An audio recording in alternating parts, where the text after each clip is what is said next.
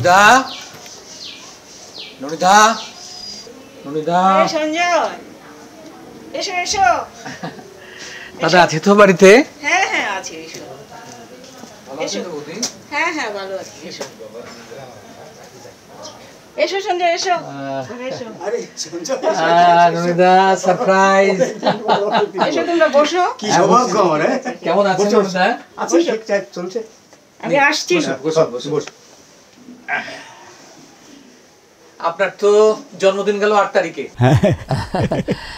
না সেদিনই ভাবছিলাম যে একটু ননিদার কাছে যাই, অনেকদিন ধরেই যাবো করছি, কিচ্ছু না, শুধুমাত্র বসে একটুখানি আড্ডা দেওয়া, একটু আপনার এই দীর্ঘ জীবনের যে নাট্য সম্পর্কিত যে ক্রিয়াকর্ম সে সম্পর্কে একটু কথাবার্তা বলা, হ্যাঁ জাস্ট এটাই।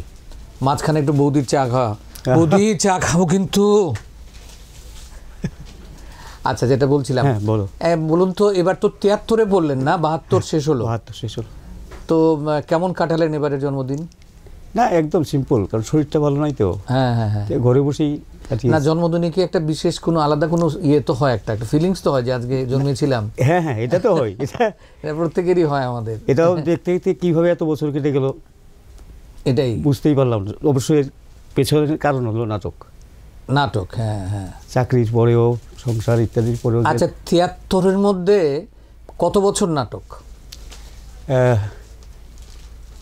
73 থেকে শুরু করেছি নাটক। 73 মানে 20 বছর বাদ দিয়ে 73 হলে 53 বছর ধরে নাটক করছেন, মানে অলরেডি 50 আপনি বছর ধরে একেবারে রীতিমতো ত্রিপুরার নাটককে একেবারে উজ্জ্বল করে রেখেছেন।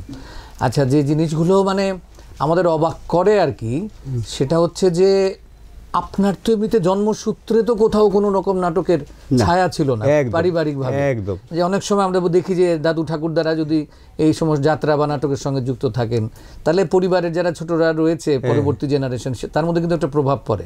আপনার কিন্তু সেটা নেই। না না, আমার কালচারাল ফিল্ডের কোনো অংশই নেই আমার।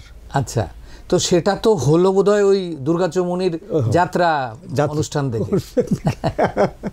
আমি খুব যাত্রা দেখতাম ছোট থাকতে। আচ্ছা আচ্ছা আচ্ছা, তখন আগরতলায় খুব হতো যাত্রা। চিলড্রেন্স পার্কে বাইরের দলগুলো সব আসতো, কলকাতার দলগুলো শীতের মধ্যে, সেই শীতের মধ্যে কাঁথা গায়ে দিয়ে। হ্যাঁ, সেই দিনগুলো আর নেই ননিদা, যাত্রাও আসে না, সেই যাত্রার কনসার্ট সেটাও শুনতে পাই না। আমার ছোটবেলা কি জানেন তো, আমার ছোটবেলা কেটেছে বাগানে, আর বাগানে তো মানে চা বাগানে বছরে অন্তত দুর্গাপূজার পরে, তখন তো অনেক আর্লি শীত পড়তো না, মানে শীতটা আসা দুর্গাপূজা কালী পূজা গেলে পরেই শুরু হয়ে যেত একটার পর একটা যাত্রা, সব বাইরের দলগুলো। এবং এই যাত্রার কনসার্ট যখন বাজতো আর কি, আমার মা ছিলেন খুব যাত্রার রসিক, বাবা জাস্ট উল্টোটা, বাবা কখনো যেতেন না। হলেই না আমরা সব গুটি গুটি পায়ে মার কাছে গিয়ে মা চলো, মানে এই যাত্রার কনসার্টের যে কি আকর্ষণ। আমি কিন্তু আমার বিভিন্ন নাটকে এখনো যাত্রার আসলে তো আমাদের শিখরের থিয়েটার তো ওইটাই না, আর আমরা যে প্রসিনিয়াম থিয়েটারটা করছি এটা পুরোটাই পশ্চিম, ফলে আমাদের নিজস্বতা যদি কিছু থেকে থাকে সেটা যাত্রার মধ্যে যাত্রা। আচ্ছা ননিদা, যেটা বলছিলাম যে জীবনের প্রায় 1 বছর পরই, জন্ম আবার 1 বছর পরেই আপনার বাবা মারা গেলেন।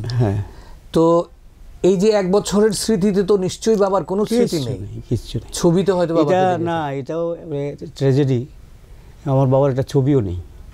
আচ্ছা, জানি না সেই সময় ছবির মানে ছিল কিনা, হ্যাঁ যে এটা নেই, ওই মার একটা ছবি আছে। আচ্ছা আচ্ছা আচ্ছা, মানে বাবাকে একেবারেই বাবা অদেখা অদেখা অদেখা, সারা জীবনে বাবাকে কখনো দেখেননি।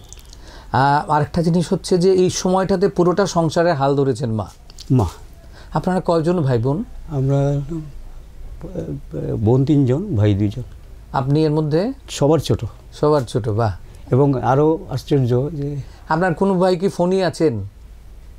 না না না, আমি ননির সঙ্গে ফোনই সেই ভেবে আর কি, ননি থাকলে ফোনে থাকি।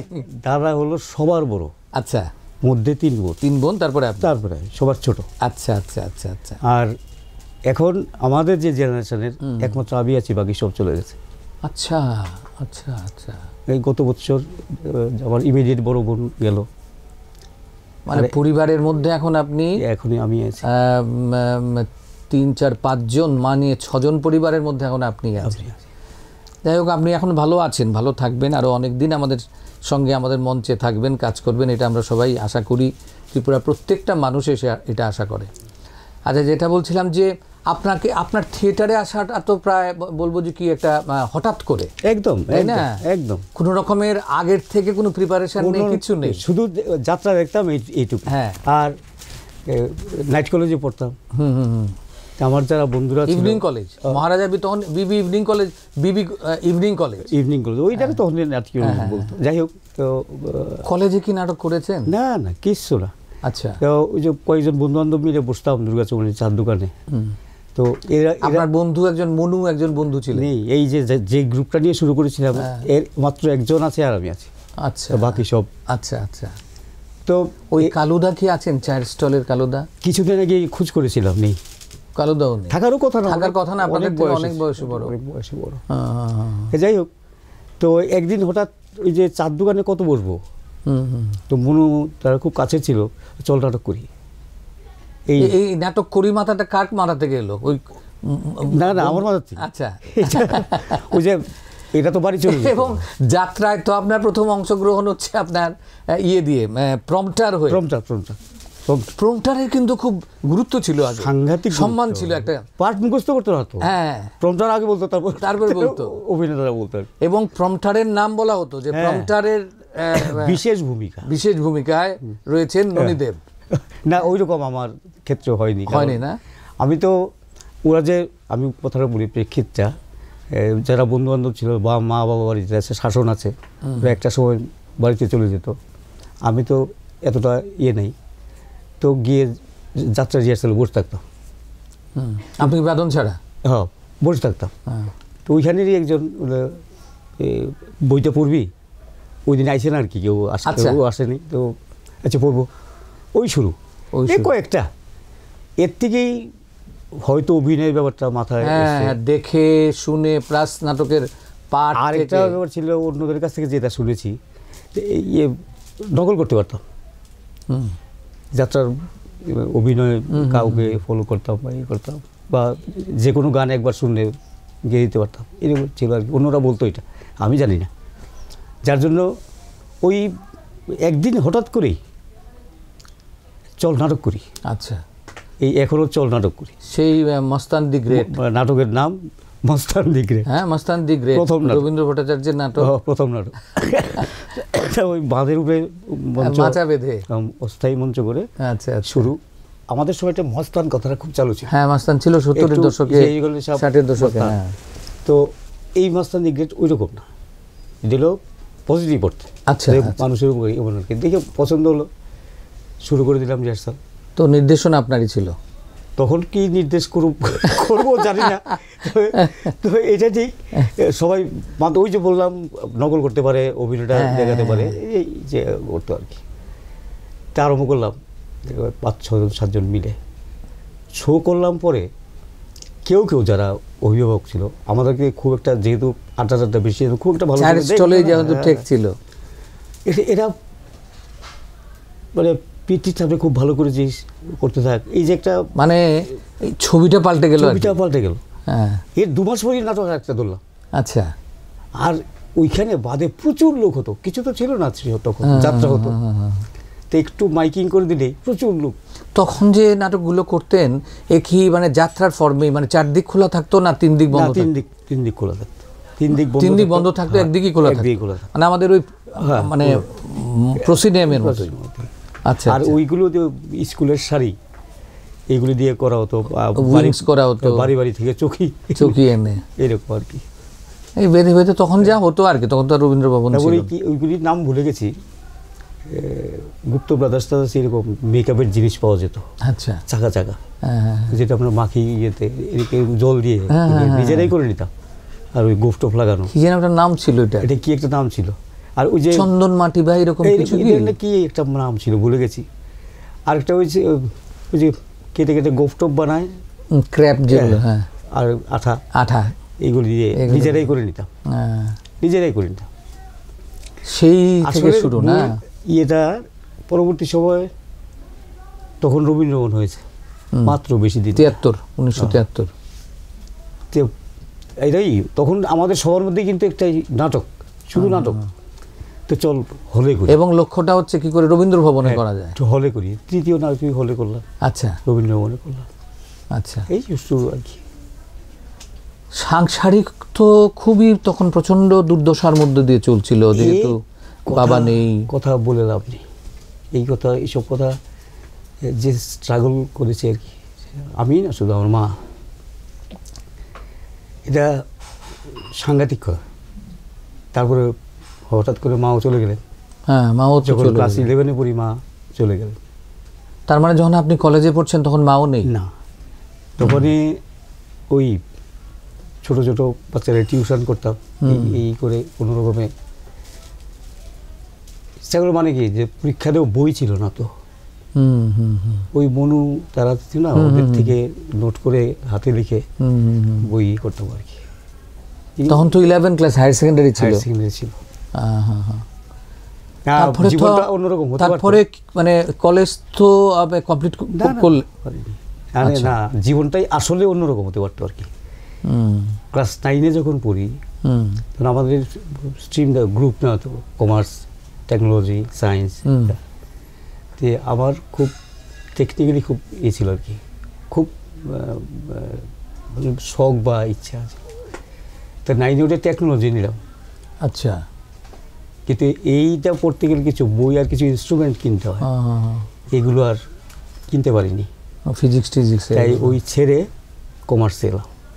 আচ্ছা, নাহলে ওই স্ট্রিমে যদি থাকতাম হয়তো অন্য কিছু হতে পারত। দেখ, ওই দিন বড় কষ্টের দিন।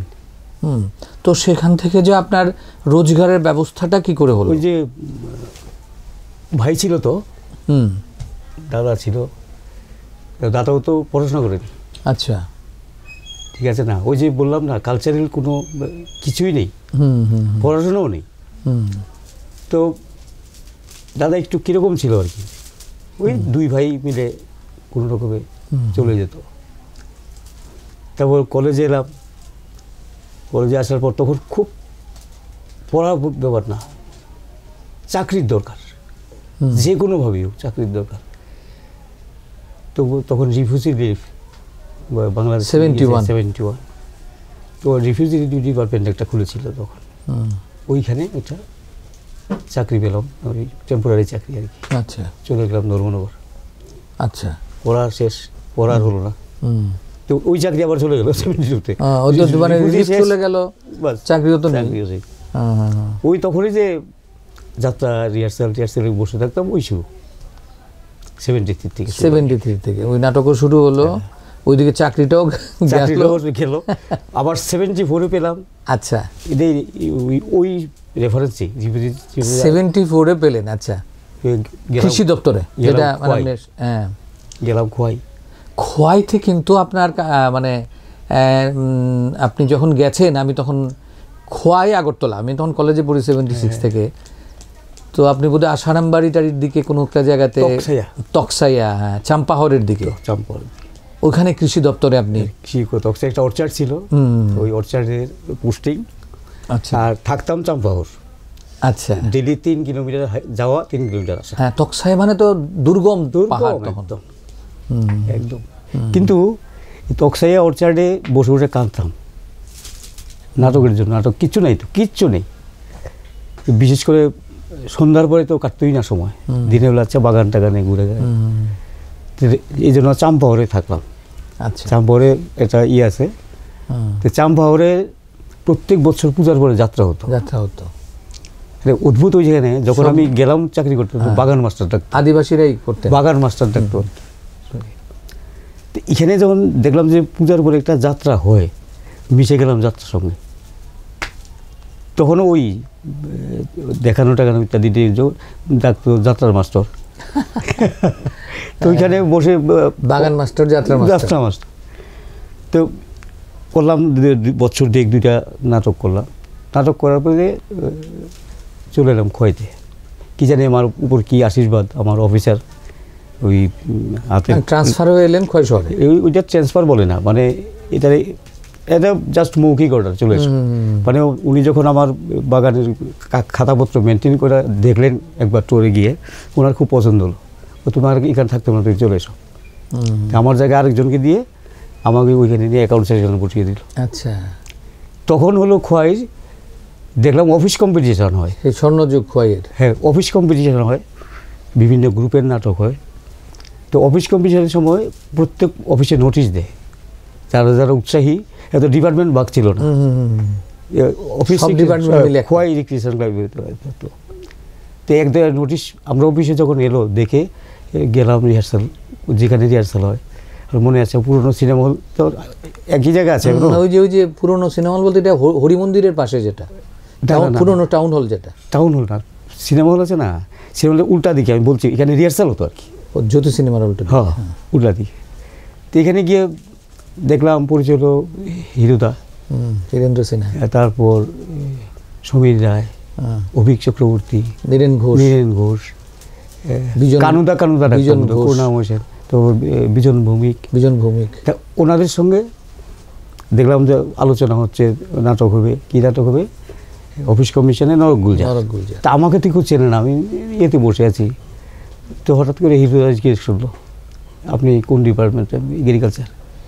নাটক করেন? আমি করতাম ছোটোখাটো। তো 2-3 দিন রিহার্সালে গেলাম, বসে থাকলাম, কেউ ডাকে না। তো এরপর হৃদয় একটু দিছে, আপনি কী ধরনের রোল বন্ধু করেন? আমি কী ধরনের জানি যে কী নায়কের রোল, টাইপ রোল, এটা বুঝিই না কিছু, আমি একটা করতে পারি আর কি।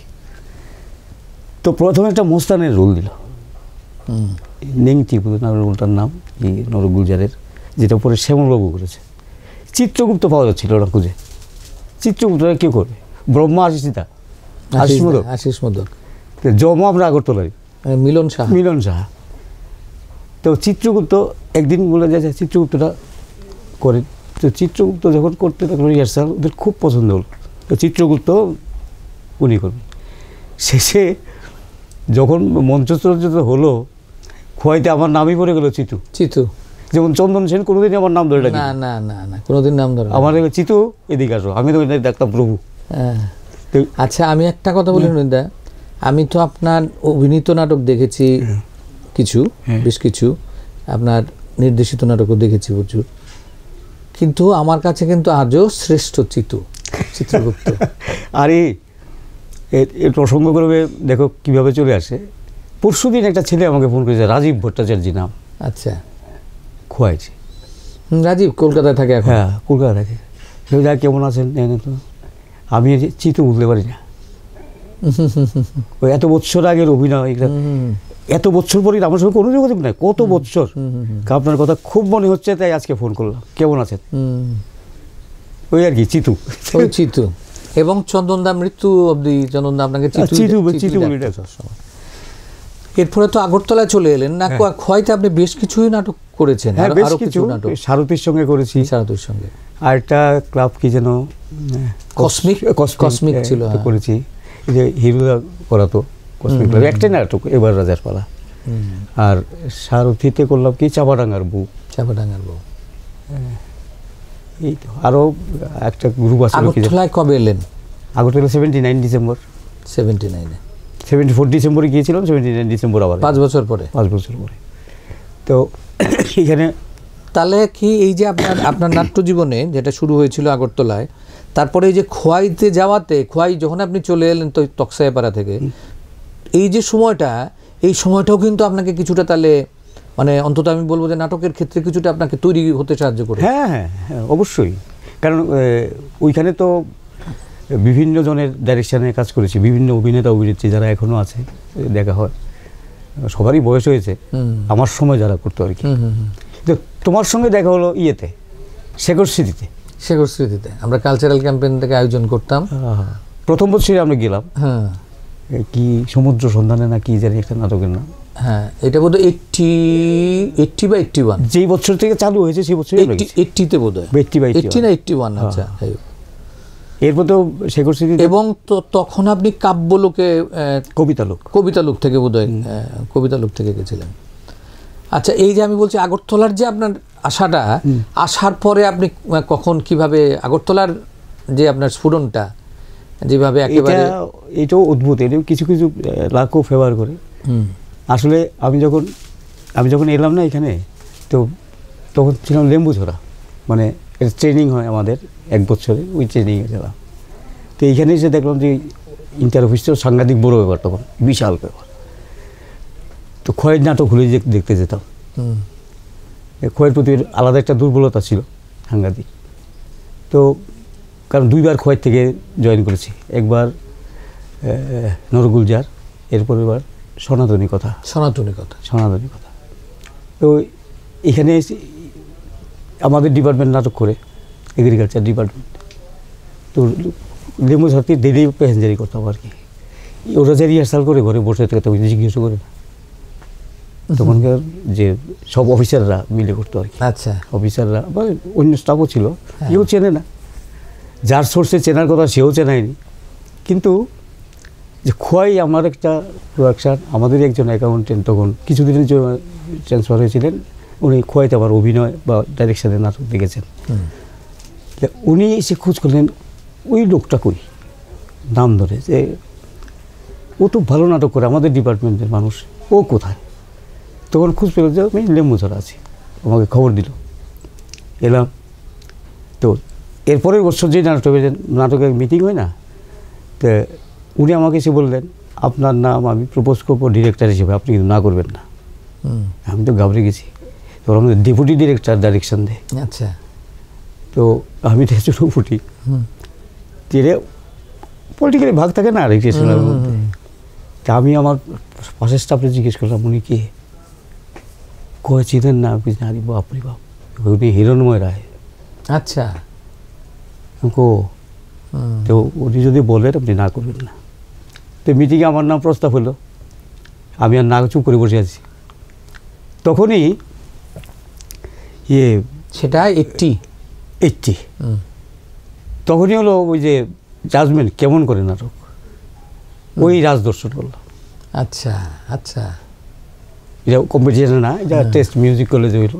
আচ্ছা, এই রাজদর্শন দেখার পর না এখন থেকে অফিস কম্পিটিশনের ডিরেকশন উনি দেবেন। এবং এটা কবে 84 থেকে 2011 অবধি একটানা, মধ্যে 4 বছর বাদ দিতে, 16 বছর আর 11 বছর মধ্যে 4 বছর বাদ দিতে, মধ্যে 4 বছর ইন্টার অফিস কম্পিটিশন হয়নি। আচ্ছা, এগ্রিকালচারের সমস্ত নাটক, মানে ডিপার্টমেন্টের সমস্ত কম্পিটিশন নাটক আমি 20-22 বছর একটানা, বোধহয় আর কারণ না, আর নিজের ডিপার্টমেন্টে কারণ নেই, নিজের ডিপার্টমেন্টে একটানা এত বছর বোধহয় না কারণ নেই, এটা নিঃসন্দেহে বলা যায়। যে ভাগ্যের এবার প্রথমবারই এরা নাটক স্ট্যান্ড করলো, অনেকগুলো পুরস্কার পেল।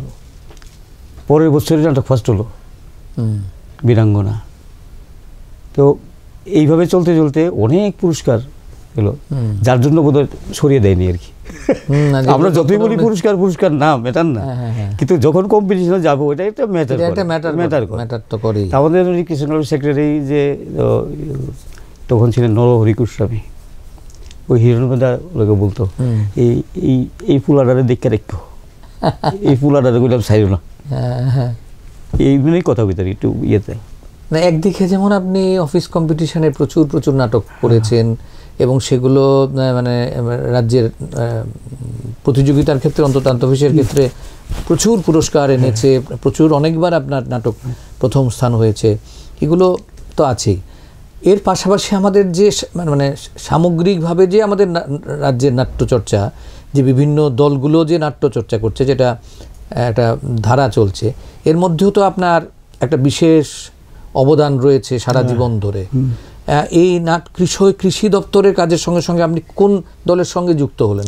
প্রথমে তো কবিতা লোক। আচ্ছা, প্রথমে কবিতা লোক, এরা এলো বললো আমাদের গ্রুপে আসেন গেলাম।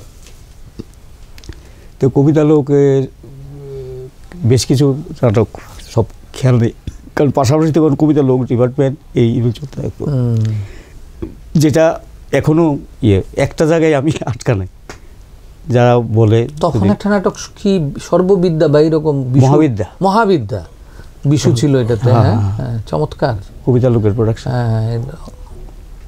তো তার কিছুদিন পর নিজের একটা গ্রুপ তৈরি করলাম, শিল্পা। আচ্ছা, এটা খুনিয়ার, এটা বোধহয় 90।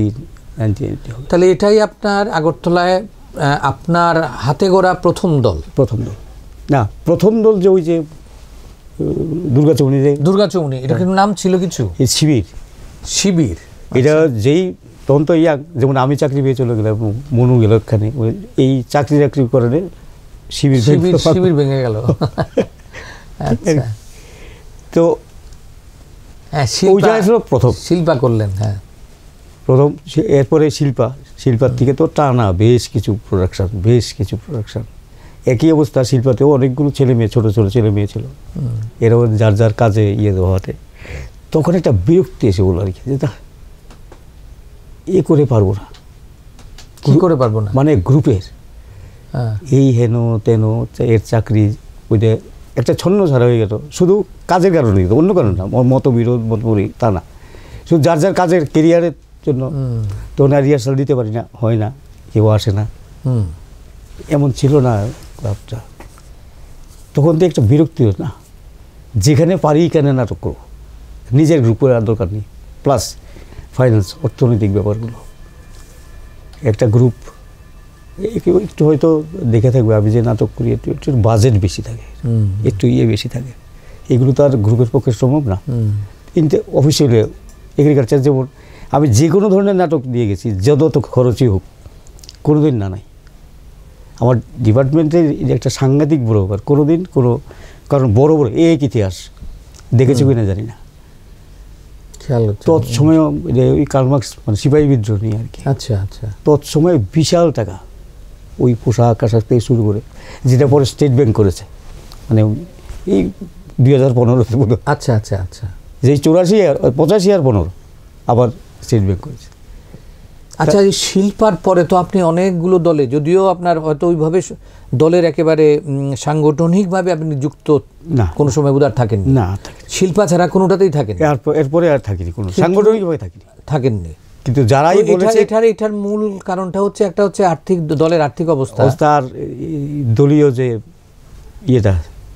শৃঙ্খলাটা আর কি, বা মনে হচ্ছিল যে এটা ঠিকভাবে মানছে না, পারা যাচ্ছে না, তবে ওই সব কেরিয়ারের পিছনে ছুটছে, ডেডিকেশন কম।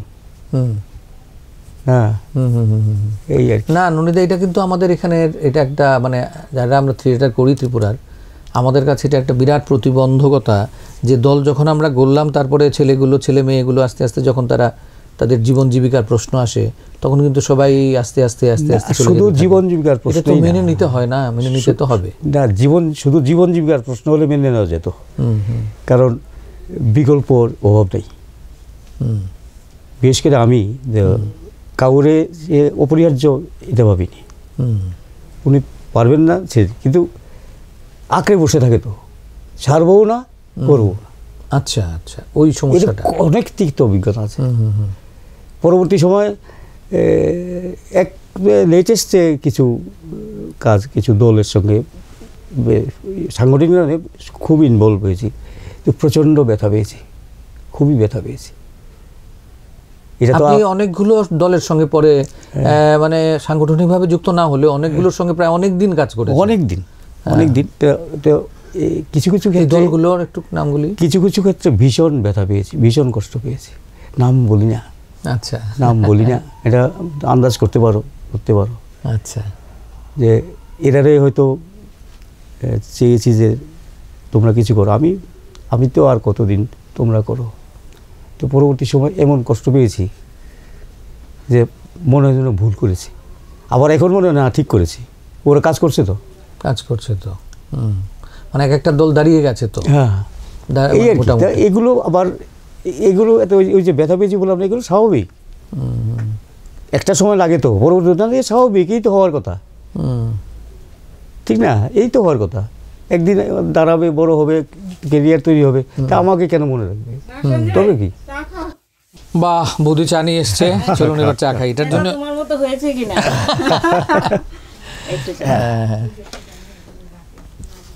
ফাইন, নিন ননিদা, শীতের সকালে এটা খুব দরকার ছিল।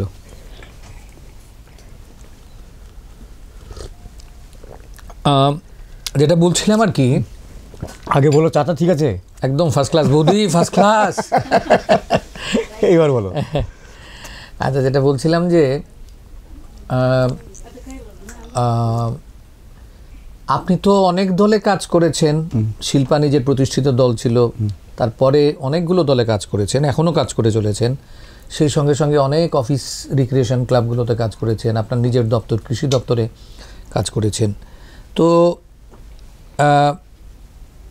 সব জায়গাতেই আপনি অসংখ্য ছেলে মেয়েদের আপনি তৈরি করেছেন, একবারে শিশুদের নাটক থেকে শুরু করে। আমার মনে আছে মেড ইন ইন্ডিয়া, তারপর সারে জাহাসে আচ্ছা, আমরা করবো যে অসাধারণ সব ছোটদের নাটক ছিল এগুলো। এই নাটকগুলোর পাশাপাশি বড়দের নিয়ে কলেজে কাজ করেছেন বা দলের মধ্যেও নতুনদের নিয়ে কাজ করতে চান। তো এইরকম যে একদম ফ্রেশ যারা আসে তারা তো থিয়েটার সম্পর্কে কিছুই জানে না, একটা ওয়ার্কশপের জ্ঞানও থাকে না ওদের। তো সেই ক্ষেত্রে কিভাবে ওদের ম্যানেজ করেন, আপনার টেকনিকটা কি? আসলে এর জায়গায় সবচেয়ে বড় আমার ক্ষেত্রে সুবিধা হলো, ওরা যেমন কিছু জানে না আমিও কিছু জানি না। কারণ বললামই তো, আগেই বলেছ আমার পারিবারিক কোনো ব্যাকগ্রাউন্ড নেই নাটক বা সংস্কৃতির সঙ্গে। বাস নাটক নিয়ে পড়াশোনা করবো এটা জানবো তারও কোনো সুযোগ নেই। খুব বেশি নাটক দেখেছি তখন, দেবনও না, কি যেন কীভাবে হয়ে যায়। বিশেষ করে আমি একটা অভিজ্ঞতার কথা বলি, 2011-তে যখন রিটায়ার করলাম জানুয়ারিতে, তখন হঠাৎ করে শরীর খুব খারাপ, খুবই খারাপ, কিন্তু আমি বুঝতে পারি। আচ্ছা, খারাপটা কি, ঘর থেকে বেরোতে ইচ্ছে করতো না, যে রিহার্সালে না গিয়ে থাকতে পারতাম না, অথচ চাকরি শেষ, কাজও নেই, রিহার্সাল পেলে যাওয়ার কথা, কিন্তু ঘর থেকে বেরোতে ইচ্ছে করতো না। আর নাটক ধরার আগেই বললাম যে খুব অর্গানাইজার, অত সব চিন্তা আমি করতাম না, চল নাটক করি বাস। এরপর ইচ্ছা হলো কাউকে ডাকলাম, করে ফেললাম এমন। তো এমনভাবেই হঠাৎ করে যখন ডাক্তার দেখালাম যে 10 কেজি ওজন কমে গেছে, হঠাৎ বুঝতেই পারিনি আমি তো ফ্রি আছি, কিন্তু বেরোতে ইচ্ছা করতো না খালি। আর গিন্নি খালি বলতো ঘর থেকে বেরো, ঘর থেকে বেরো, ঘর থেকে বেরো, কারণ তো খালি করতো দুজন। এমন সময় ও দুধভাবে ওমেন্স কলেজ থেকে একটা প্রস্তাব এলো আমার কাছে। তারা এটা প্রতিযোগিতা হয় না, কলেজ মহাবিদ্যালয় পর্যায়ে হয়, তো এইটা মধ্যে নাটক করার কথা বলল। আমি স্ট্রেট না করে দিলাম, আমার তো ইচ্ছেই করে না, পারবো না, আমার ভালো লাগে না, সেই পারবো না। তো ওদের যে যারা লিডিয়ে গিয়েছিল এরা বাসায় এলো, এদের কাছে কে বলে দিয়েছে আর কি, নতুন নিয়ে উনি কাজ করে, ওনাকে ধরো গিয়ে। এর আগে কয়েকবার জয়েন করেছে ওই প্রতিযোগিতাতে, কিছুই পাইনি, জিরোটা বড় কথা না, বড় কথা হলো আমি যাওয়ার পর যে অভিজ্ঞতা দেখলাম আর কি, মানে সময় মতো নাটক শেষই করতে পারে বা হয়নি, এই ধরনের গণ্ডগোল হতো আর কি। তো ওরা যখন এলো তখন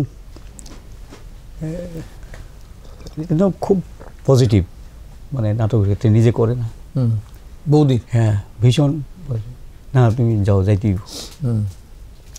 তো একদিন গেলাম, যাওয়ার পরে যারা যারা অভিনয় করবো আর কি, এমনি তুমি একজনকে চেনো, সুনন্দা দেবনাথ, খুব ভালো শিল্পী। এই ধরনের কাবু হয়ে থাকে আর কি, ভয়ে কেমন জানি ডিরেক্টর। আর আমার মনে হলে আমি শুধু ঘটে টাইমা, আমার ভয়ের কিছু নাই। এরপরে এদের প্রিভিয়াস অভিজ্ঞতা শুনলাম আর কি, আগে যে নাটক করতো ভয়ে থাকতো, তটস্থ থাকতো, মানে ইয়েতে প্রিন্সিপাল আছে, হেন আছে, স্টুডেন্টরা নানান ভয় দেখারে, আসিস না কেন, বলে দেবো হেন তেন, এইসব ব্যাপারটাও তার কাছে শুনলাম। তেমন তুমি যদি আমাকে ভয় পাও, নাটক করবে কী করে? আমি তো ভয় পাওয়ার কথা তোমাদের, কি প্রশ্ন করে জানি। এইভাবে ছোটোখাটো করতে করতে প্রথম দিনের পরের দিন থেকেই আর চেয়ার নাই, এরা ফ্লোরে বসে, আমিও ফ্লোরে বসি। আচ্ছা, ফ্লোরে বসে আমার ইয়েতে প্রচুর ছোটো ছোটো হাসির চুটকি বলে না, এইগুলো আছে আর কি। তো এদের সঙ্গে বসে এইগুলো করলাম, একদম সহজ সরল হয়ে গেল। বর্ষাকে দেখলে বুঝতে পারো, একদম ইজি, আমার সঙ্গে ওই দূরত্বই নাই। তো এদের তারাগুলো যারা পরিচালনা করে, যেহেতু উমেন্স কলেজ, তো একটা নারী সংক্রান্ত নিয়ে যোগের নাটক করা আর কি। তো তা আমি ওদেরকে বললাম চলো কাগজ নাও, আমরাই লিখে দেবো নাটক, তোমরাই লিখবে, তোমরাই করবে, আমি শুধু তোমাদের সঙ্গে মিশে যাবো। তো এদের থেকে এই সংলাপ তৈরি, এই থেকে একটা সংলাপ, এই একটা তুমি নাটকটা দেখেছো? এসো তুমি। আমি দেখেছি, আমি সম্ভবত এটা উদয়পুরে এটা রাজ্যভিত্তিক কম্পিটিশন হয়েছে, আমি যাচ্ছিলাম। দেখেছো আমরা করবো জয়, আমরা করবো জয় বিজ্ঞান ভিত্তিক আইডিয়াস নিয়ে এসে ভাই ইয়েতে করতে দেব। হ্যাঁ। তো এসো তুমি নাম আর কি, এটা দেখেছো তুমি? রিহার্সাল দেখেছো মনে আছে? ইয়েতে উমেন্স কলেজে ইয়েতে তোমারও শো ছিল। ও আচ্ছা আচ্ছা। যাই হোক, তো এই করতে করতে স্ক্রিপ্ট রেডি হয়ে গেল। ওদেরকে আমি বলতাম ওরা লিখতে হয়, এরপর বলতো আচ্ছা এটার উত্তর কী হতে পারে, তুমি দেখো, তুমি বলো। এই যখন মিশে গেল ওইভাবেই বোধহয় তৈরি হয়ে যায়, কোলাবোরেটিভ স্ক্রিপ্ট, ওইটাই বোধহয় তৈরি হয়ে যায় আর কি। তারপর রিহার্সাল করলাম। না এই যে টেকনিকটা যেটা বলছেন আপনি, এটা কি আপনি সর্বক্ষেত্রেই এটা করতেন? বাচ্চাদের ক্ষেত্রে, শিশুদের ক্ষেত্রে? না না, সর্বক্ষেত্রে না, সর্বক্ষেত্রে না, শিশুদের ক্ষেত্রে তো, বা ধরুন বড়দের ক্ষেত্রেও যখন আপনি কাজ করছেন সেখানেও প্রচুর নতুন দিন নিয়ে কাজ, অনেক বেশি কাজ আমি ওদেরকে দিয়ে করিয়েছি। আমার চেষ্টা থাকে, চিন্তা থাকে চাপিয়ে দেওয়া না, ওদের থেকে কি বার করা যায়। চাপিয়ে দিলে অনেকগুলো অপশান দিতে হবে। আমি একভাবে দেখিয়ে দিলাম, তারপর হলো না, বকে দিলাম, কিচ্ছু হবে না। তাহলে আমার 3-4টা অপশান দিতে হবে। তো এইটা না হয় এইটা পারবে, এইটা না ওইটা পারবে, আমি সবসময় এইটা খুঁজি আর কি, অল্টারনেট। এইটা তার ভিতর থেকে তার থেকে ভিতর থেকে তাকে বের করে নিয়ে আসা, মানে তাকে চরিত্রটা বোঝানো, তাকে সিচুয়েশনটা বোঝানো, আর কিছু একটু আমার নাটকের শরীরী ব্যাপারটা বেশি থাকে, দেখেছো আগে এগুলোতে ইজি করি, শুধু শুধু নাচ এর নাটকে থাকবে না, হয়তো থাকবে না। প্রথম একটা ওয়ার্কশপ, আর প্রথম 15-20 মিনিট শুধু শরীরে নাচ গান, যে যেমন পারো, এর মধ্যে কোনো বাধা ধরা নাই, কারণ আমি তো নাচের কি জানি। সেইভাবে শরীরটা তৈরি হলো, তারপর গেলাম স্ক্রিপ্টে, ডায়লগ। আচ্ছা, এই যে শারীরিক অভিনয় ননিদা যেগুলো আপনি ব্যবহার করেছেন, আপনার আমি কয়েকটা নাটকে দেখেছি, এগুলো খুব মানে সার্থকভাবে এগুলো ব্যবহৃত হয়েছে। সেখানে কি আপনার এই যে শরীরকে ব্যবহারের যে বিষয়টা, এটা কি আপনার ইয়ের থেকে এসছে?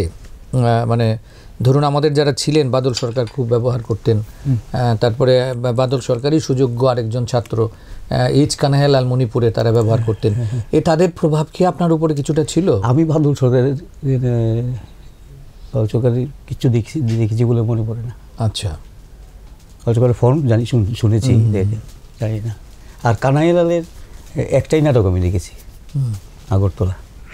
এগুলো না আমার মধ্যে একটা সিকোয়েন্স তৈরি হলে, একটা ইমাজিনেশন নাই, কল্পনা, যেটাকে আমি কী করে করব। তখন বিশেষ করে ব্যবহার করি আমি দৃশ্য বদলে বা টাইম, এখনের ঘটনা 5 বছর পরের ঘটনা। কারণ একটা লক্ষ্য রাখবে, আমি যে নাটক করি, আমার নাটক কোনো সময় লাইট বন্ধ হয় না, লাইট অফের সিস্টেম নাই, এই জন জ্বললো ওই জন নিভলো নাই, সবসময় লাইট। ওইভাবে যেতে গেলে নাচ গানটা মাস্ট। নাচ গানটা সময়ের থেকে, যেমন 5 বছর পরে, এটা এখন আমি 5 বছর পরে যাব, কি করে যাব?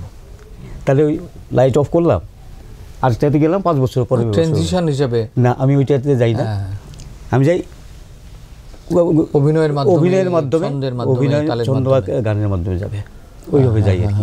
এটা আজকে না, আমি হয় কি, যখন নিজে বসে নাটক দেখি, তোমার এই অভিজ্ঞতা আছে কিনা জানি না, বিশেষ করে ইন্টার অফিস কম্পিটিশন, তখন তো আমাদের মধ্যে একটা প্রচণ্ড হতো, রেশারেশি, কারে কীভাবে ডোবানো যায়, কারে কীভাবে ইসে করা যায়, কীভাবে নিজেকে হাইলাইট করা যায়, এইসব চিন্তা থাকতো। তাহলে হতো কি, যেই লাইট অফ হতো মঞ্চের, দর্শকদের খাটার খোটার কাটার কাশি, মানে কাশি যেন, আর লাইট জ্বলে কাশি বন্ধ, কাশি বন্ধ, ঠিক আছে না? এটা এক ধরনের দুষ্টামি, এটা এক ধরনের দুষ্টামি, মানে এমন না যে কন্ডেমার। তখন থেকে মাথায় এলো নাটক করবো, লাইট অফ করবোই না লাইট অফ, মানে এই সুযোগটাই থাকবে না কাশি দেওয়ার। এটা আমি দাদারে কইলাম, আমরা হরিপদ দাসকে, ওনাকে আমি বললাম। আপনার বহু নাটকে তিনি অভিনয়, আলো পরিকল্পনা করেছেন। দাদাকে বললাম, পাবো না, এমনি চিন্তা করো, কইল না লাইট অফ। খুব অ্যাপ্রিসিয়েট করতো, আমার ভীষণ আদর করতো দাদা। তো এরপর এবং আপনার প্রায় যে কোনো নাটকের মধ্যেই একটা আলোর একটা বিশেষ ভূমিকা থাকে। তো সেটা ক্ষেত্রে হরিপদ্দা এবং তার পরবর্তীকালে দেবল চ্যাটার্জি, এরা শঙ্করবাবু, এখন পরে শঙ্করবাবু, এরা কেউই নেই, তিনজনের কথা বললাম, কেউই নেই, কিন্তু আলোর ক্ষেত্রে, নাটকের ক্ষেত্রে এরা খুব আপনাকে সাহায্য করেছে, খুব সাহায্য করেছে। মানে এটা হবে না এ কথা নেই। দেবলের একটা ইয়ে ছিল, আমি আমার ভাষায় কথা বলি, দেবলের এটা এই দেবল এটা একটু ইয়ে করে দাও, আমি কইলে আচ্ছা দিই, আর কেউ ওইতো না এটা সবসময় এটাই করবো, কিন্তু প্রথম কথা হইতো না, প্রথমেই মানে ডিসকাস করে দিল, হইতো না। তা আমি একদিন কিছু কি হইতো না, কিতা তুমি ওয়াইন দেখে দাও, করবো তো লাইটে, তুমি না করবা। একটা দৃশ্য ছিল আর কি, সনাতনী কথাতে এটা ডোল, আপনাদের ধান রাখার ডোল থাকে না, ডোল, হ্যাঁ, এরকম। তো ইজাতি দিয়ে এই যে ধানের একটা খেলা, ধান যে আমাদের কত বড় একটা গোল্ডেন সোনা, ইজারে কুচি নিচের তো একটা লাইট দাও, টুলারে ছিদ্র কইরা, আর এরকম একটা ডালা থাকবো, ডালাটা এটা ফিক্স করে দেবো, ডালাটার মধ্যেখানে একটা ছিদ্র থাকবো, আর ডালাটা কিনার দেওয়া ধান দিয়ে থাকবো। তো হিরোনের মধ্যে তার উল্টা করতেছে, এই ধানটা লইয়া তাই এই জ্বালতাছে, আর ওই লাইটটা করতেছে গোল্ডেন লাইট। এর তো ডায়লগ আছিল, দারুণ ডায়লগ, বুঝলে গেছি। তো প্রথম যখন কইছি ওইটা কেমনে করুম, কিতা করুম, কেমনে করুম, কিতা করুম, এরপর কইছি এমনি করো, তুমি কইছি নি, কয় বেস্ট লাইট। ইয়েতেই তো একেবারে মাত। আর এই সনাতনী কথা আশ্চর্যভাবে দাদা করছিল, আচ্ছা লাইট করছিল, আচ্ছা, এবং বেস্ট লাইট এগ্রিকালচারের প্রথম পুরস্কারই না। আচ্ছা আচ্ছা আচ্ছা, এই সাফল্যগুলো তো এসছে মানে বিভিন্ন কিছু মেলানো, নাটকের ক্ষেত্রে এই যে মেলানোর ব্যাপারটা, এটা কিন্তু অনেক ক্ষেত্রেই, অনেক প্রযোজনাতেই এগুলোর ঠিকভাবে যে এক জায়গাতে নিয়ে আসা, এই যে বাঁধনটা, এই বাঁধনটা ঠিকঠাকভাবে হয় না বলেই কিন্তু অনেক নাটকে আমাদের ভালো লাগে না। মঞ্চ সজ্জা, আলো, হ্যাঁ, রূপসজ্জা, এই সবগুলো প্লাস অভিনয়, এই যে সবগুলো বিষয় রয়েছে, এর মধ্যে আপনি কোন জিনিসটাকে, কাহিনী, টেক্সট, এইগুলোর মধ্যে কোন বিষয়টাকে আপনার মনে হয় সবচেয়ে বেশি ইম্পর্টেন্ট? সবটাই ইম্পর্টেন্ট, এটা একটা ছাড়া একটা হইতো না, হবে না, এটা পরিপূরক। কিন্তু আমার ধারণা, যেটা আমি বেশি ইয়ে করি, সবচাইতে বেশি ইম্পর্টেন্ট পরিষ্কার ধারণা থাকা উচিত নাটকের আলো সম্পর্কে। কারণ আমরা অন্ধকারটারে ছড়াইয়া আলোটা আনি, অন্ধকার না থাকলে আলো খেলা চলবে না। এই যে শল্য সরার পরে যেই দৃশ্যটা বললাম, তার মুডটা, তার কথা বলার ব্যাপারটা, সাবজেক্টটা, এটার কোরিওগ্রাফি, সব কিছু মিলিয়ে সব কিছুর দৃশ্যমান কী করে আলো। তা আলো সম্বন্ধে সাংঘাতিক রকম ধারণা থাকা দরকার। আলো শিখতে হবে, এটা আমি তো জানি না কিছু, আমি তো কিছু জানি, মানে ভাবনাটা, কিন্তু ভাবনাটা এটার সঙ্গে যদি সম্পৃক্ত হয়, যুক্ত হয়, তাহলে ওই দৃশ্য ভাবনাটার সফল হয় আর কি। এটা আমার ধারণা, জানি না। এখন আপনি তো প্রচুর নাটক লিখেছেন নিজে, এই যে নাটক লেখাটার এটা কখন শুরু করলেন? মানে জাগরে তো আপনার প্রথম নাটক, এর পরবর্তীকালে অনেক নাটক লিখেছেন, তো এই নাটকগুলো লেখার ক্ষেত্রে আমাদের তো অনেক নাটক হাতের কাছাকাছি ছিল, তো কোন জায়গাটা থেকে আপনার মনে হলো যে নিজেই লিখবো, নিজেই লেখাটা দরকার? এটা এক ধরনের যখন প্রিন্টেড নাটক আসে না, তখন যেই ব্যাপারগুলো থাকে, দেখলাম সেই অনুযায়ী চরিত্র পাওয়া যায় না। আমার যেই স্ট্রেংথ আছে, আমার যেটুকু ক্ষমতা আছে, বা যে আমার হাতের কাছে যে লোক বলা আছে, অভিনেতা অভিনেত্রী আছেন, যে এদের মতো পাওয়া যায় না। তখন ভাবলাম যে জাগরে অন্তত 15-20 বছর পরে নাটক লেখা শুরু করলাম, দেখলাম যে না, এবার আমার লিখতে হবে। তো ওই শিল্পারি ওই ভাবনা থেকে, হ্যাঁ, ওই ভাবনা থেকে নাটক হাত দিলাম, লেখা হলো আঁধার পেরিয়ে। আচ্ছা, যেটা শেখর স্মৃতিতে হয়েছে, আঁধার পেরিয়ে, অরিন্দম গাঙ্গুলি, চন্দন লেখা, এরা অভিনয় করেছিল, আমিও করেছিলাম। এই আঁধার পেরিয়ে ফার্স্ট তো হয়েছে বটেই, অনেকগুলো পুরস্কার পেয়েছে, স্ক্রিপ্ট, ডাইরেকশন, অভিনেতা, অভিনেত্রী। তখন থেকে ভাবলাম বোধহয় পারবো, মানে আমাদের সাফল্য আমাদের ক্ষমতা অনুযায়ী পুরস্কারটা সাফল্য হবে না, ব্যাপারটা মানুষের ভালো লাগে, মানুষের ভালো। কারণ তখন সেগুলোতে হল ভর্তি জায়গা দর্শক, ওরে বাবা রে বাবা, এরকম মাঝে দিয়ে লাইন করতো। তো ভাবলাম যে না, হয়তো যাবে আমার অনুযায়ী। ওই তখন থেকে লেখা শুরু করলাম। এখন পর্যন্ত কটা নাটক লিখেছেন? ছোট বড় মিলিয়ে 68 হবে। 68টা ছোট বড় মিলিয়ে আর কি, ছোট আছে এর মধ্যে, অ্যাওয়ারনেসে আছে। এমনিতে আপনার তো কোনো মানে প্রকাশনা কি বেরিয়েছে আপনার নাটক কম্পাইলেশন? এটা ওই যে মহাগুরু সম্মান দিল তখন একটা বেরিয়েছে। আচ্ছা, না এমনিতে মানে আপনার নাটকগুলো সব এক জায়গায় করে কোনো? না না, এটা বিচ্ছিন্ন বিচ্ছিন্ন, এক জায়গায় শুধু ওইটাই। 7টা নাটক আছে বোধহয় এটার মধ্যে। আচ্ছা আচ্ছা। আর এটা ত্রিপুরা থিয়েটার, অভিনয় ত্রিপুরা, আলাদা আলাদা আলাদা আলাদা হয়েছে। আর এখন একটা নাটক আমার আকাশ, আগরতলা হয়েছে, প্রিন্টেড হয়েছে। আকাশ কলকাতায় অনবরত শহরে চলছে একটা দল, সমযাত্রিক নামে দল। আচ্ছা, এটা 1 তারিখে আবার লখনৌতে হয়েছে। আচ্ছা, ওরা আমার সঙ্গে যোগাযোগ করেছে। আচ্ছা আচ্ছা, লখনৌ আমি যাচ্ছিলাম না একবার। হ্যাঁ হ্যাঁ হ্যাঁ। তো ওরা স্ক্রিপ্টটা কার জিজ্ঞেস করছে, আমার কথা বললো, আরে ওনাকে চিনি, আমার সাথে কথা হয়েছে, আরে চিনেছি স্যার, আমি তাকে চিনেছি। আচ্ছা, আপনার যে নাটকগুলো যেগুলো লিখেছেন বা বিভিন্ন সময় করেছেন, একটা দেখা যায় কি প্রত্যেকটা নাটকে আপনি প্রচুর খরচাপাতি, যেগুলো প্রোডাকশন কস্ট হিসাবে প্রচুর যাচ্ছে, কিন্তু একটা দুটো শোর করার পরই আর সেগুলো হচ্ছে না। হ্যাঁ, তো এটাতে আপনার কি মনে হয়, একটা নাটক করার পরে কি এত কম শো করা, এগুলোকে আরও দীর্ঘ সময় ধরে না করতে পারা, আরও পারফেকশনে যাওয়ার যে সুযোগটা থাকে, সেগুলো কেন হয়নি?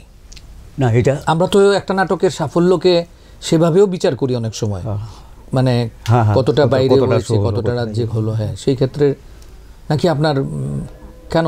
না, আমার এটার 1 নম্বর ম্যাটার হলো প্রোডাকশনটা তো আমার থাকে না, বিভিন্ন গ্রুপের থাকে। যেমন এআরডিতে করলাম, এআরডি একটার পর আর করবে না, মানে ওই অফিস কম্পিটিশন গ্রুপ থেকে করলাম, শ্রাবণ সন্ধ্যা নাটক করলাম। না, আপনার কি তখন মনে হয় না যে পরিশ্রমটা করলাম আমি একটা নাটকের জন্যে, এটা একটা নাটক করে তো এটা মনে হয়, কিন্তু কিছু করার থাকে না, একটা শো আমার খুব পড়ার ইচ্ছা ছিল, মানে বেশ কয়েকবার, অন্তত বেশ কয়েক জায়গাতে, এটা কিন্তু পারবো না করতে। কোন নাটক? মনের থেকে পারবো না, মা। আচ্ছা আচ্ছা আচ্ছা, আমি যা করেছিলেন তো আমি দেখেছি আমরা কিভাবে যে লিখেছি এটা, এবং শেষ জায়গাটা যেভাবে লেখার কথা পারিনি, বসে হাওয়া করে কান্না চলে আসতো, পারি, কারণ এটা তো কল্পিত মা না, আমার মা। এই যা ওই বয়সে আমি জানি, ছোটোবেলাটা তো খুব একটা মনে নেই, কিন্তু ক্লাস 9, 10, 11 সময় দেখেছি আর কি। তারপর রোগ যন্ত্রণা, ওই যে বলি না যে কষ্ট, এই রোগ হওয়ারই কথা না, শুধু ইয়েতে ক্ষুধায় যেই অসুখ হয়েছে, লিভার ক্যান্সার, একেবারে বাস্তবটাকেই তুলে নিয়ে, এবং তখন যে চিকিৎসা করতে করবো কোথাতে করে। আপনার নির্দেশিত নাটকও তো অনেক, হ্যাঁ, সংখ্যা 150 বেশি। সেগুলোকে আপনি লিখে রেখেছেন সব নাটকের নামগুলো? এইগুলো আমার কাছে লেখা আছে কিছু, আর বিশেষ করে কালেকশন করেছে অরূপ করেছে, অরুণ, হ্যাঁ, ওই একটা বই বের করেছে, এর মধ্যে বোধহয় আছে 133। আচ্ছা, এর তো 2020 বা 21 এরপর, তারপরেও আরো কিছু আছে। আচ্ছা, এই যে সমস্ত নাটকগুলো করতে যাচ্ছেন, তবে যদি একটা নাটককে বারবার করতাম তাহলে এই সংখ্যা হতো না। হ্যাঁ, এটাই হচ্ছে যে মানে নাটকের শো কম হচ্ছে, ফলে নতুন নতুন প্রোডাকশন অনেক বেশি। আমার না, যেই টাকা খরচ করছে, যারা টাকা খরচ করছে, দিদি আরেকটা নতুন নাটক করতাম, আরেকটা ওই ভাবনা, আরেকটা নতুন ভাবনা এলো, বুঝতে পেরেছি, এই আর কি। তবে কোনো নাটক যে রিপিট করে ইচ্ছে ছিল তা না, কিন্তু ওইটা সম্ভব হয় না, যারা প্রোডাকশন ওরা না করলাম, ব্যাপারটা আপনার হাতে ছিল, আমার হাতে ছিল। আচ্ছা, এই যে এত সব নাটক করেছেন, নাটক লিখেছেন, চাকরি করে করে, এর পেছনে আপনি কার অবদানটা আপনার তো নিজের চেষ্টা তো আছে, এরপরে কার অবদানটাকে স্বীকার করবেন?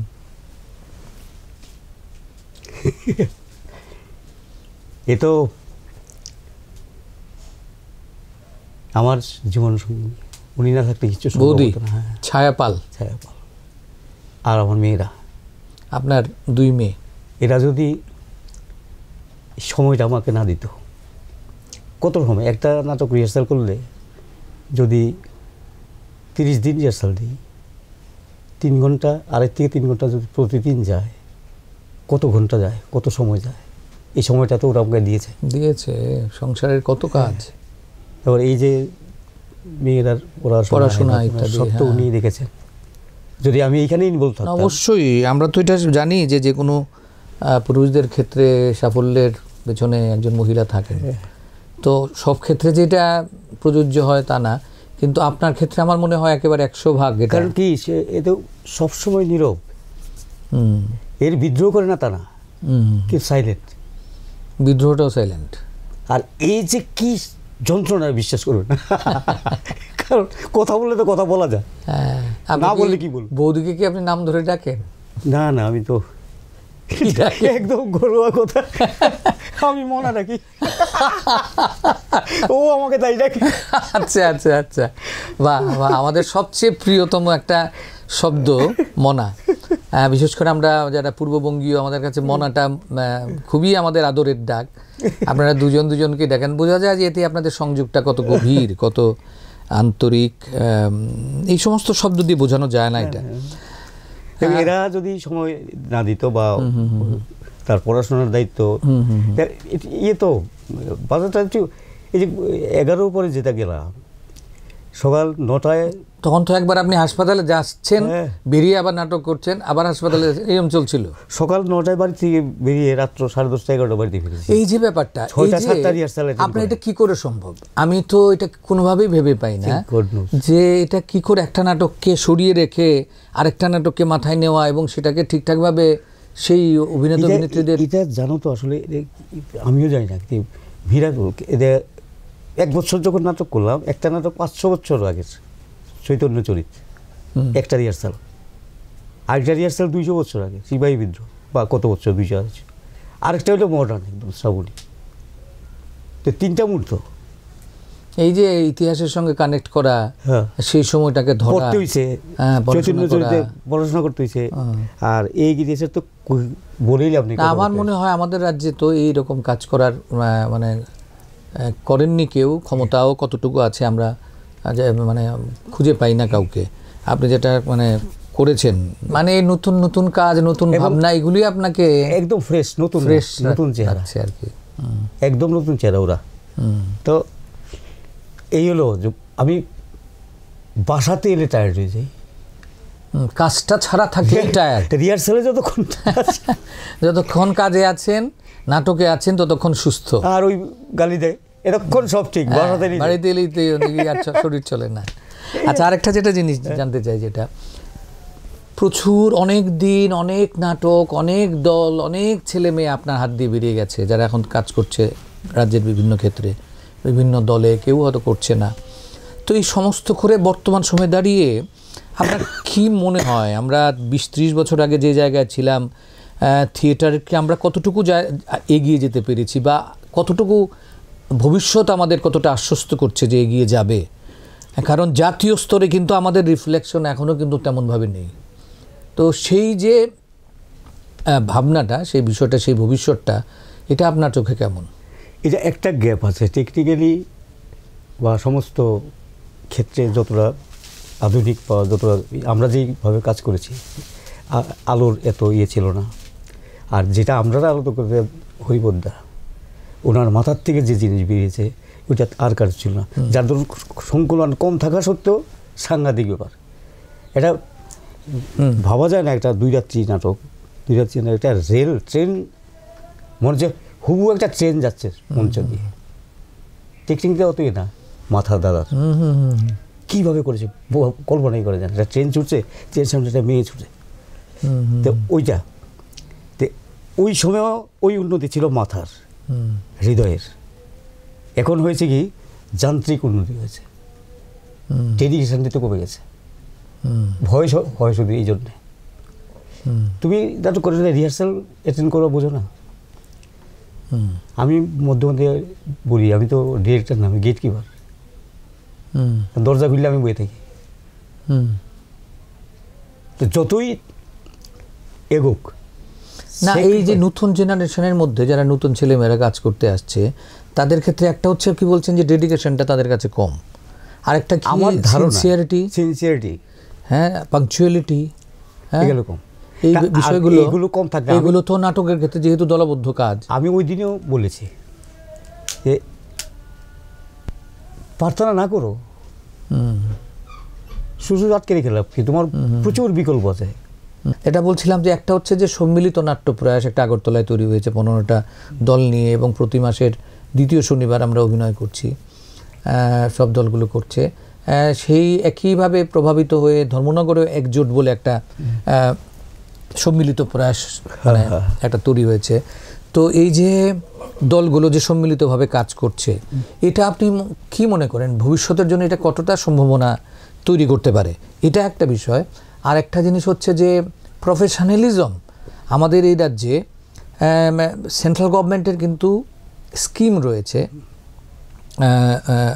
গুরু শিষ্য পরম্পরা একটা গ্রান্ট দেওয়া হয়, কিন্তু আমাদের রাজ্যের কিন্তু হাতে গোনা কয়েকটা দল সেগুলো পায় বা গ্রহণ করতে পেরেছে। আমাদের দলে কাজ করছেন এখানে সারা রাজ্যে 34টা, তো আমরা দেখলামই কিছুদিন আগে যে উৎসবটা গেল সরকার থেকে, যে উৎসবটা দীর্ঘতম একটা উৎসব, সেখানে 34টা দল অংশগ্রহণ করেছে। তো এগুলো কিন্তু অনেকেই অ্যাভেল করতে পারছে না। সেগুলো এই সমস্ত কিছু মিলিয়ে কি মনে হয় আপনার সম্মিলিত নাট্য প্রয়াস কতটা তার উদ্দেশ্য লক্ষ্যে? আমরা চেয়েছিলাম গুণগত মানটাকে আরও বাড়ানো, নাটক বেশি হওয়া, প্রত্যেকটা দল যাতে অন্তত একটা করে নাটক করতে বছরে করে, এই সমস্ত মিলিয়ে আপনার কি মনে হয়? সম্মিলিত নাট্য প্রয়াসের যে প্রথম থেকে আবার নিজেরই একটা স্বপ্ন ছিল যে এরকম একটা প্ল্যাটফর্ম তৈরি হোক। প্রথমে চেষ্টাও করেছিলাম, নানান কারণে হয়নি। যখন এটা হয় আমিও ছিলাম বা এখনও শরীরভাবে না থাকলেও মনে শরীর বিভিন্ন পারমিট করে না, কিন্তু মনের দিকে আছি। এই উদ্যোগ খুবই ভালো এবং এর ভবিষ্যতও ভালো যদি দলগুলো 14টা দল বোঝাচ্ছে না, 15টা দলগুলো যদি করে।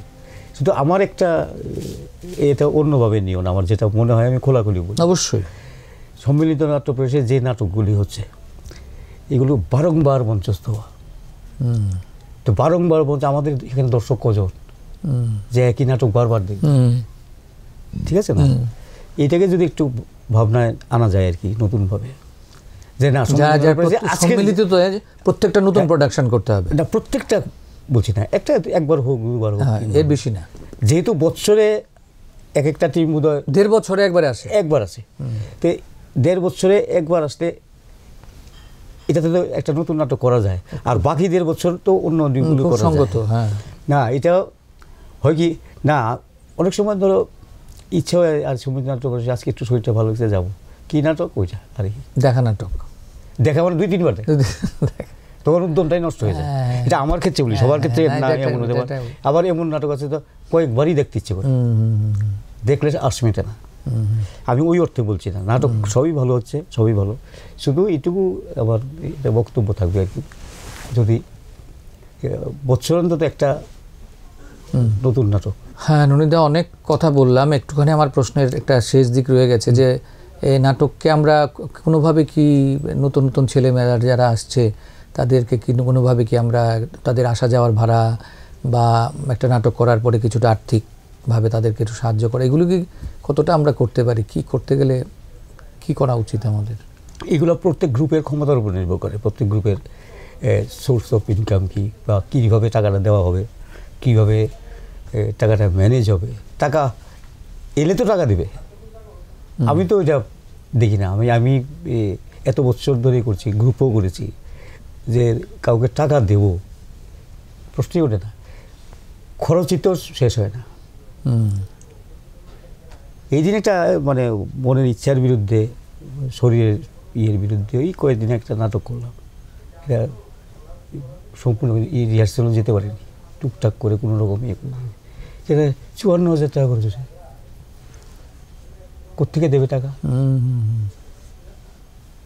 আর শো তো বেশি হচ্ছে না। আমরা যদি শো বেশি হতো, শো বেশি হলে তুমি টিকিটের দাম কত করবে? না না, আমি বলছি যে শো হলে তো প্রোডাকশন কস্টটা যে একটা সীমাবদ্ধ থাকে, এটা আমরা নানাভাবে অ্যারেঞ্জ করে টাকাটা হয়তো একটা নিয়ে আসা যেত। অনেক সময় ধরে অনেক কথা বললাম রনিদা, অনেক কিছু জানলাম আপনার থেকে, শিখলাম অনেক কিছু।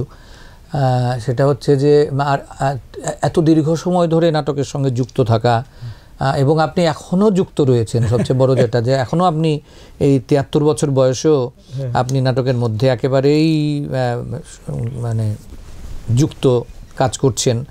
এতগুলো নাটক আপনি নির্দেশনা দিয়েছেন, এতগুলো নাটক লিখেছেন, এত বড় এত বেশি এত কিছু কাজ কিন্তু আমাদের রাজ্যে খুব কমই আমরা আমাদের মানে আমরা লিখতে পারবো আর কি নাম। তো সেই ক্ষেত্রে আপনি আমাদের সবার মানে সম্মানের জায়গায় রয়েছেন। ত্রিপুরা নাটকের ক্ষেত্রে আপনার একটা বিশেষ জায়গা রয়েছে।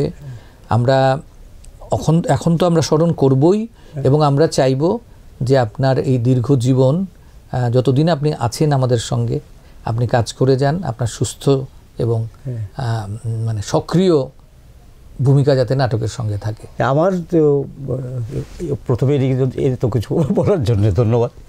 আসলে এত বছরের নাটক, এই কথাটা বলতেই হয়, বলে দিই আর কি। এত বছরের নাটক জীবনে দীর্ঘ একটা গ্যাপ এই বছর জীবনে, মানে প্রায় 16 মাস পরে নাটক করেছি। আমার কিন্তু ধারাবাহিক কন্টিনিউ, এটা একটা শরীরের জন্য একটা নিয়ে কোনো ইয়ে নাই, মানে ওই একটা করলাম 4 মাস বন্ধ, আরেকটা করলাম এমন নাই, কিন্তু ধারাবাহিক রিহার্সাল আমি সবসময় গেছি, থাকবো আর না থাক। এইবারই প্রথম যে 18 মাস পরে নাটক করেছি। আচ্ছা, এটার জন্য আবার যন্ত্রণা হচ্ছে না? কেন?